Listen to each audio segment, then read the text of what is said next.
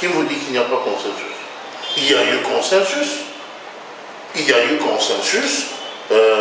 Les confessions religieuses, les délégués des confessions religieuses ont trouvé finalement un accord et ils ont jeté leur dévolu sur un candidat qui sera bientôt annoncé par l'Assemblée nationale du pays. Quand on va à une négociation, on a eu une position de départ, mais on est souple, on est disposé, en écoutant les autres, d'évoluer, de faire un pas vers la position des autres. C'est cela qu'on appelle consensus.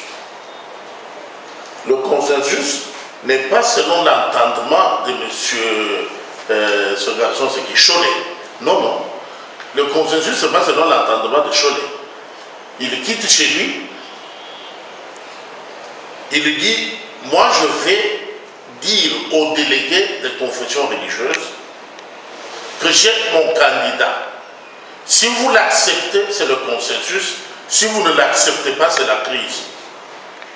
Ça, c'est... Il faut écouter un tel individu.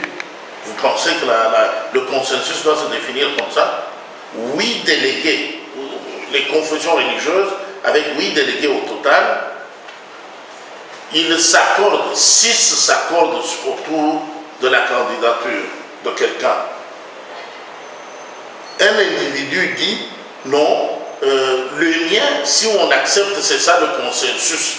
Mais si on le refuse, c'est la crise. Les autres disent, non, nous nous sommes accordés, nous avons trouvé. Il dit, oui, mais on n'a pas conclu. Attends, tais-toi un peu. Conclure quoi? Parce que toi, ton candidat, il est comment? Extraterrestre. On doit apprendre à faire avec. Et d'ailleurs, ça aurait été son éminence de heureuse mémoire, Laurent Cardinal Monseigneur Passigna, il parlerait de consensus -2. Ah bon? Mais aujourd'hui, si vous accusez aujourd'hui la SANCO, est-ce que c'est le même... c'est la même chose avec les CC? Mal vos questions, nous n'accusons pas la SANCO. La SANCO n'est ni de loin ni de près concernée par cette affaire. Les délégués des confessions religieuses... Mais Chaud les représente quand même il ne représente rien du tout. Oh, moi, je suis catholique, il ne me représente pas. Il est là-bas, tout simplement parce que, rapporteur de la conférence des évêques, on a besoin d'envoyer quelqu'un là-bas, vas-y. Nous, moi, la catholique, je vous dis, il n'existe aucun mécanisme de concertation de l'Église avant d'aller débiter des hérésies là-bas. Aucun chrétien n'a été consulté. Chacun va avec sa position, telle qu'il se lève au lit là. Il se rencontre à 2, à 3, ils se disent, bon, cette fois-ci, on prend X. Eux là, ce n'est pas l'Église. C'est pourquoi j'insiste sur le terme délégué. Donc les gens qui sont là pour parler, c'est eux qui parlent, mais ils appartiennent aux confessions religieuses. C'est eux-mêmes qui se sont délégués là-bas. Voilà la vérité. Parce que je vois que vous êtes un peu sous l'émotion. Hein. Pas sous l'émotion, je suis très satisfait comme tous les Congolais. Nous attendons maintenant la fumée blanche va s'évaporer à partir de l'hémicycle d'ici très peu de temps, quand son Excellence l'honorable président de l'Assemblée nationale prendra ses responsabilités. Le bateau pour sauver la République démocratique du Congo, appelé Union sacrée de la nation, va bientôt faire jaillir la fumée blanche de l'hémicycle. N'en déplaise aux chiens qui aboient, mais la caravane va avancer. Madame, nous sommes en démocratie. Dans le contexte démocratique, c'est la loi de la majorité qui l'emporte. N'en déplaise au président. Il est président parce que ses pairs ont voulu qu'il le soit. C'est eux qui disent, nous ne voulons pas de ta position, nous évoluons dans telle direction. Alors, dis cela au président de l'Assemblée nationale. Il ne le dit pas, mais ils sont suffisamment majoritaires pour le dire eux-mêmes. Vous pensez que la majorité tient au titre d'un individu? Non. La majorité tient à l'expression du plus grand nombre. C'est ça le contexte démocratique. Vous pensez que la démocratie c'est quoi? Non. C'est la loi de la majorité. Ce n'est pas la loi du plus titré, du plus gradé, de celui qui a le plus de galons, de celui qui s'offre plus en spectacle, de celui qui prétend être l'incarnation de l'humanité. Ça, c'est pas la démocratie. Dans le cas de Ronsard Malonda, le consensus avait été brisé parce qu'il y avait 4-4. Aujourd'hui, ce n'est pas la même chose. Le contexte a changé. Je sais que les nostalgiques des crises, ceux qui veulent entendre qu'il y a eu blocage, ça ne marche pas, je sais, et bien qu'en infime minorité, ils essayent de s'exprimer, c'est en démocratie, nous devons les écouter, mais cela ne change pas le contexte que nous sommes devant le cas qu'il convient d'appeler, je ne saurais pas ressusciter son éminence Laurent Cardinal, Monseigneur Passignan, qu'il vienne vous dire qu'il y a consensus moins 2. La médiocrité ne peut pas comprendre ça. C'est la mauvaise foi. Je sais pertinemment bien qu'ils comprennent. Le contexte Ronsard était différent de l'actuel contexte. C'est vrai qu'on a mené les choses dans... Vous savez les instructions qui avaient été données pour désigner Ronsard Malonda. Si vous avez oublié, posez la question à son Excellence Monseigneur Sonny Kafuta Rockman, qui est passé devant les médias, qui a dénoncé ce qu'il convient d'appeler dans le français quinois, dans notre COP. On voulait l'entraîner dans ce que nous, à Kinshasa, on appelle le COP. Lui nous a dit que c'était M. Ambongo Fridolin qui les a vus pour les supplier, dire faites tout pour que celui qui est de l'espace grand comme ça, il ne passe pas. Ça, c'était l'agenda de l'événement Ronsard Malonda. Maintenant qu'il doit retrouver consensus, M. Cholet est venu, il a dit ouvertement devant les médias, moi je ne suis pas ici pour qu'on proclame les vrais résultats issus des urnes. Ah bon? Lui est là pour proclamer les résultats de l'alternance en 2023. Voilà sa mission à lui dans cette commission électorale. Lui est venu là-bas, pas pour qu'on proclame les résultats, on organise l'élection en toute transparence, qu'on proclame le vrai vainqueur. Non. Lui, son problème, c'est obtenir l'alternance en 2023. Pourtant, il n'appartient pas à une composante parti politique. Il ne va pas postuler, ni sa hiérarchie non plus. D'où lui vient cet intérêt, cette passion de vouloir se suicider s'il n'y a pas alternance en 2023. C'est comme ça que nous on dit à la population congolaise, nous devons prendre note. Cette fois-ci, le contexte a changé parce que Martin Fayoulou a commencé à appeler au boycott. Le peuple doit prendre note que le refrain du boycott a commencé maintenant. Comme ça, quand on va publier les résultats, que le camp de boycott ne vienne rien revendiquer. Ça, c'est clair. Le camp de la bande à Cholet crie déjà à l'alternance en 2023.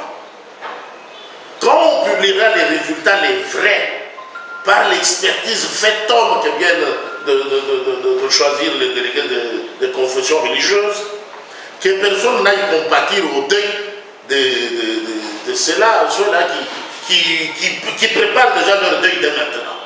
Non, nous préparons la fête parce que convaincus que maintenant que le train des opérations électorales est sur les bons rails, la Commission électorale nationale indépendante réformée va faciliter la tâche pour qu'on sache d'abord qui a le droit d'être électeur, qui a le droit d'être éligible.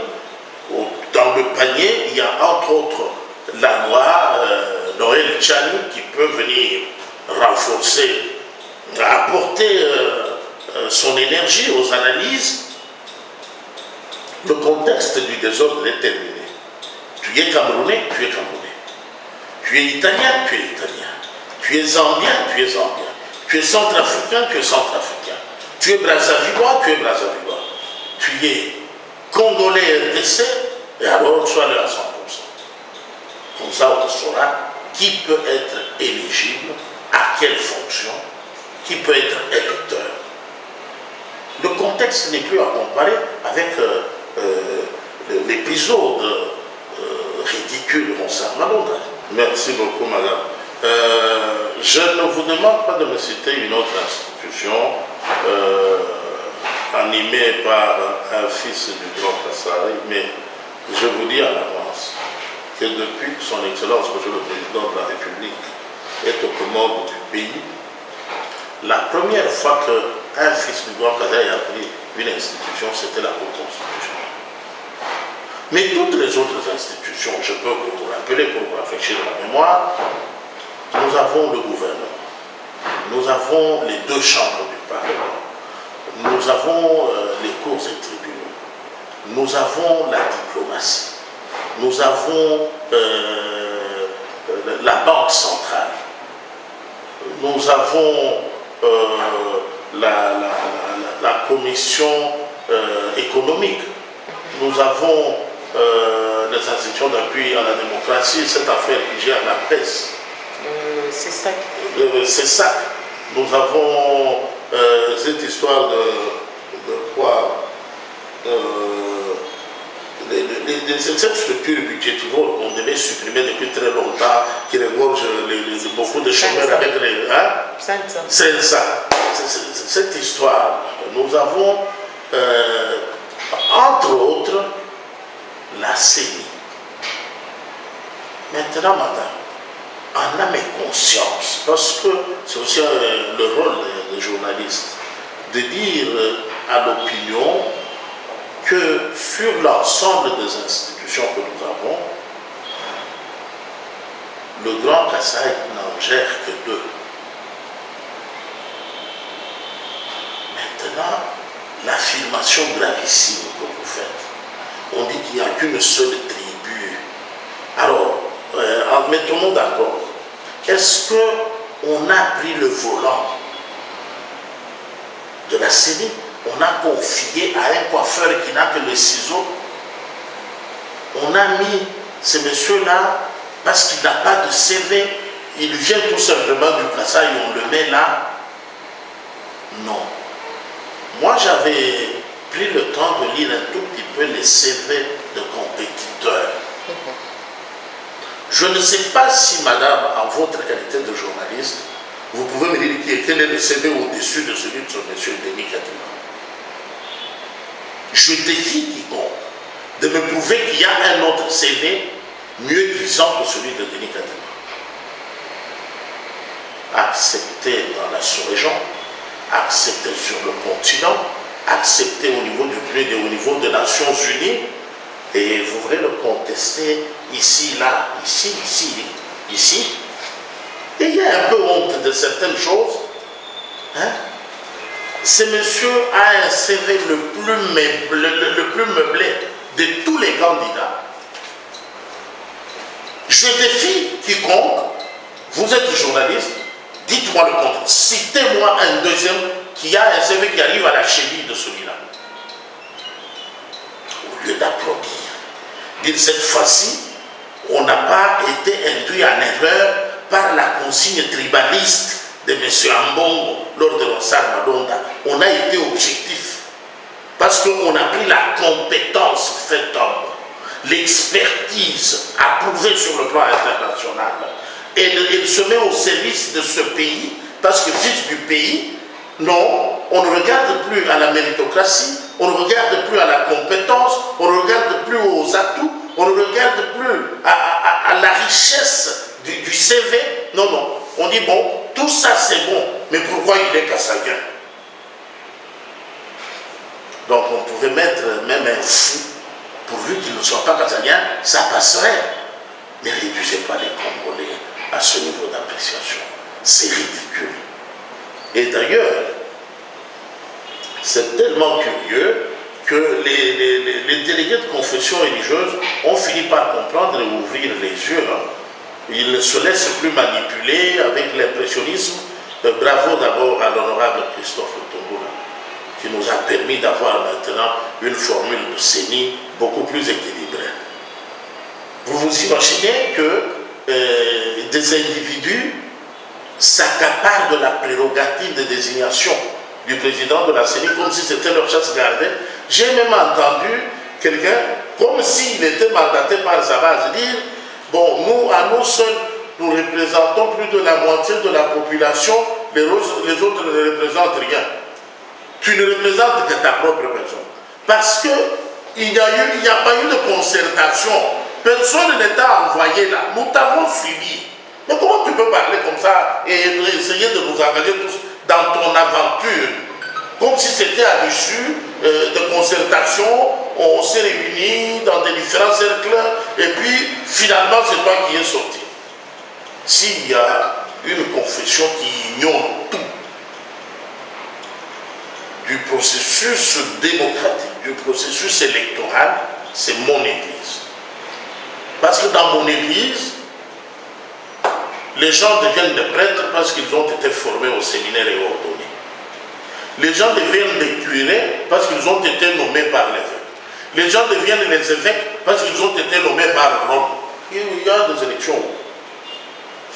Quelle est l'expérience électorale que nous avons à apprendre aux autres? C'est deux choses différentes. Hein. Ah, mais comment on vient parler on conteste l'expertise électorale? Sur base de quoi? De quelle expérience? Ça n'existe pas. Ça n'existe pas. On doit se dire la vérité. On exagère parfois. C'est blessant. C'est blessant. Ne nous érigeons pas en donneurs de leçons. Je vais retrouver le chiffre exact qui avait été déployé comme mensonge lors de la publication de résultats de l'élection présidentielle de 2018. Un gros mensonge qui pèse sur mon église jusqu'aujourd'hui. Personne n'est venu contredire et personne ne s'est non plus excusé. On a menti qu'on avait des observateurs dans tous les bureaux. Alors qu'on n'atteignait même pas les 25%. Vous voyez un tel mensonge venir des hommes supposés montrer la voie aux autres. C'est ridicule.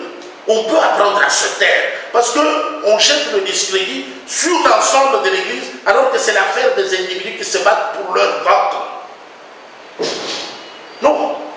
Ici, nous sommes sur le terrain politique. On parle politique. On ne peut pas faire l'amalgame.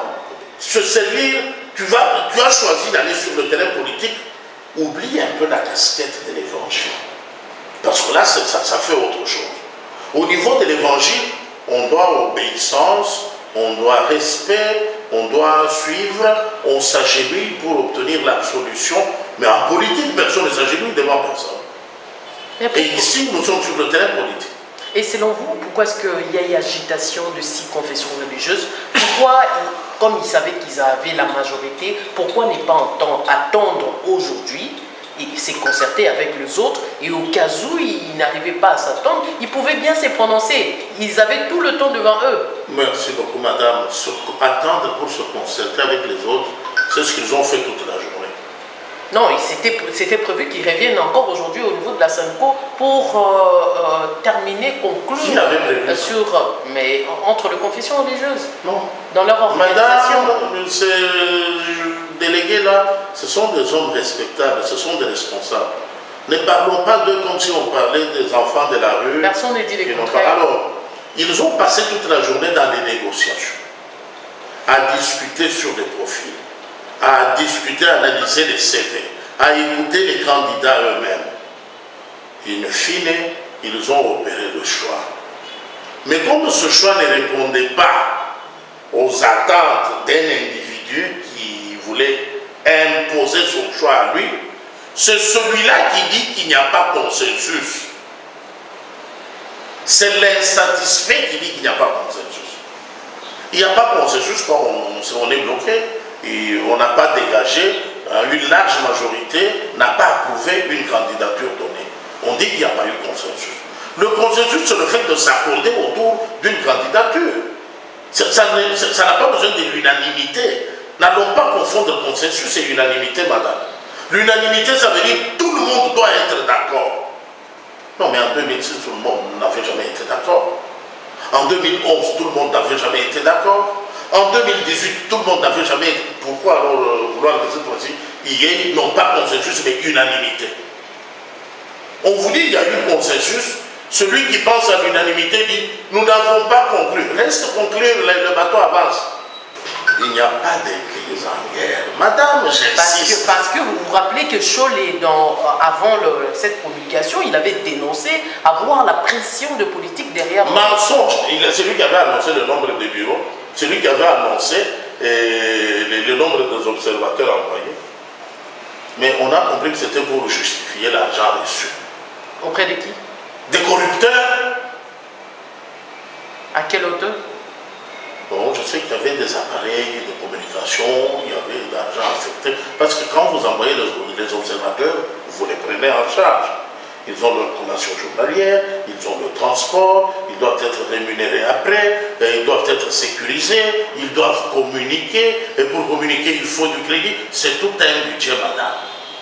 Alors vous allez, vous, prendre des engagements, vous bouffez l'argent d'autrui et vous venez justifier ça au nom de l'Église. Niet, ça passe pas.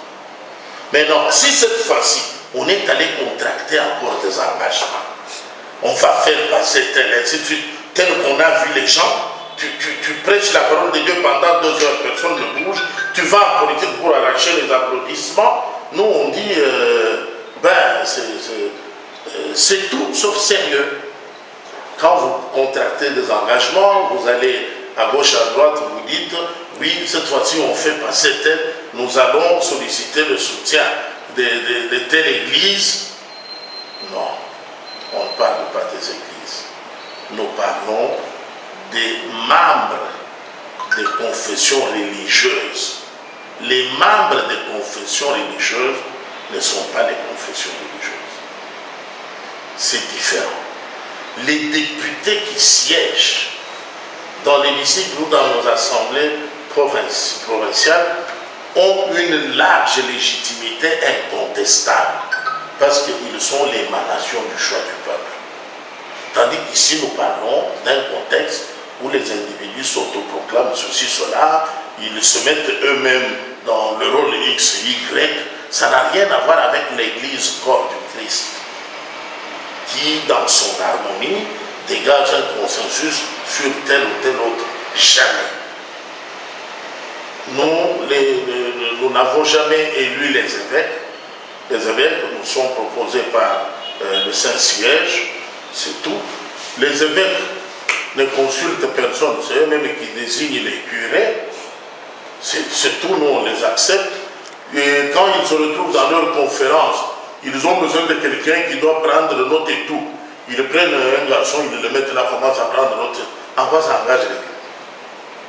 Donc, la question de savoir si est-ce qu'on saura, parce que il n'y a pas de problème, ne mélangez pas. Vous verrez, madame, vous verrez que si on ose se rabattre sur l'Église, ça sera l'éclatement, ça sera quelque chose de très inattendu. Et moi, je vais d'ailleurs profiter de votre micro pour lancer un appel. En ma qualité du président du conseil d'administration du Grand Kasaï, nous allons donner une consigne pour sanctionner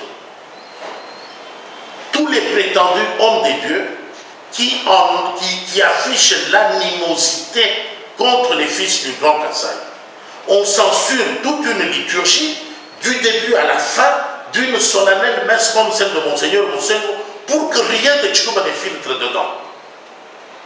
Et pourtant, comme madame vous l'avez si bien affirmé, la majorité, que ce soit des pasteurs, que ce soit des prêtres, que ce soit des magistrats, des avocats, des médecins, de tout, c'est nous. Alors, fils et filles du Grand Kasaï, nous donnerons le mot d'ordre pour sanctionner ces gens avec 3 mois sans offrande du Grand Kasaï. Notre argent, nous allons le donner directement aux pauvres, aux nécessités sur la rue. Nous allons donner le mot d'ordre, comme ça, qu'on les mette sur le même diapason. Nous ne pouvons pas demander aux prêtres, nous savons que c'est difficile pour eux, parce qu'ils sont obligés d'obéir, mais nous, les fidèles laïcs, nous allons donner le mot d'ordre dans toutes les confessions religieuses où on parle contre le Grand Kassai. Nous allons nous abstenir de donner l'offrande pendant 3 mois. Vous verrez comment ça va s'écrouler et on va bien comprendre c'est quoi une crise économique. Merci beaucoup madame, merci de m'avoir permis d'éclaircir la question et la différence entre les individus qui parlent là au nom des églises et les églises qui sont silencieuses, qui ne se prononcent pas.